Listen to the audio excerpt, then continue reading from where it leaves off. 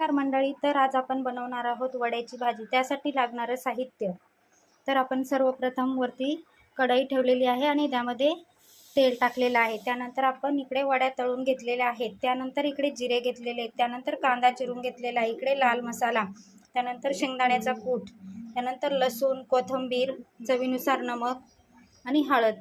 तर आपण आता सर्वप्रथम त्यामध्ये जिरे टाकून घेऊया। त्यानंतर आपण लसूण टाकून घेऊया। त्यानंतर आपण कांदा परतायला टाकून घेऊया।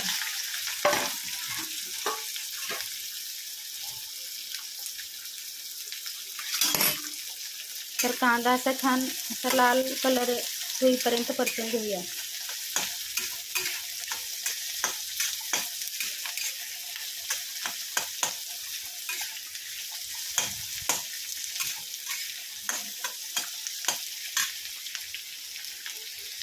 तर आपला आता कांदा छान असा ब्राऊन झालेला आहे।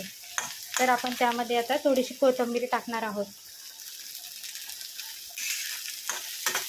त्यानंतर आपण इकडे तव्यावरती छान अशा वड्या भाजून घेतलेल्या आहेत तेल टाकून, त्यामध्ये कांद्यामध्ये टाकून घेणार आहोत।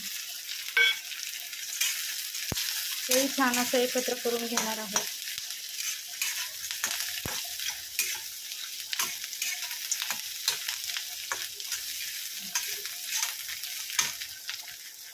तर आपण आता त्यामध्ये थोडीशी हळद टाकून घेणार आहोत।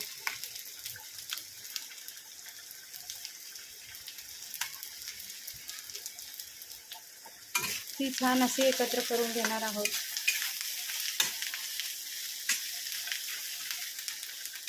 त्यानंतर आपण आता ह्यामध्ये थोडासा लाल मसाला टाकून घेणार आहोत। आपल्याला जेवढं तिखट पाहिजे तेवढं।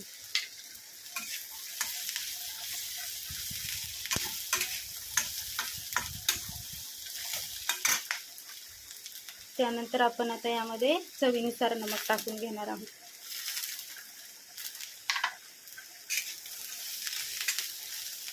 त्यानंतर आपण शेंगदाण्याचा कूट टाकून घेणार आहोत। ते सर्व असं मिक्स करून घेणार आहोत।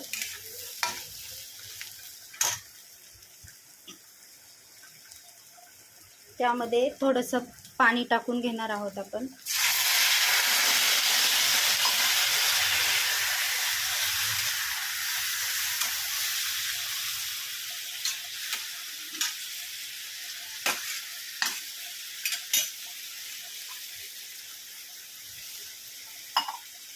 तर आपण याला आता थोडंसं शिजून देणार आहोत।